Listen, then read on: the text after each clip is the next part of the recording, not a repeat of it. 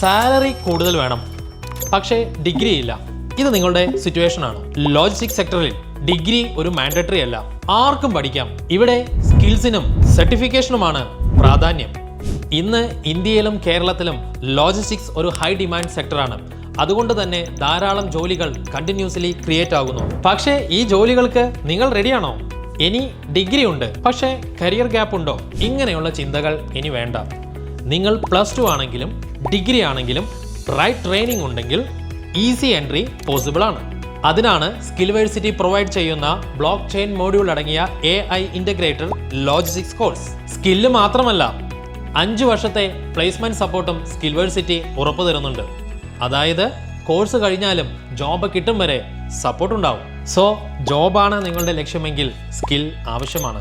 Logistics ഇതിനൊരു മികച്ച സൊല്യൂഷനാണ്. ലോജിസ്റ്റിക്സിൽ മികച്ച കരിയറാണ് നിങ്ങൾ ആഗ്രഹിക്കുന്നതെങ്കിൽ സ്കിൽവേഴ്സിറ്റിയിൽ ഇന്ന് തന്നെ ജോയിൻ ചെയ്യൂ.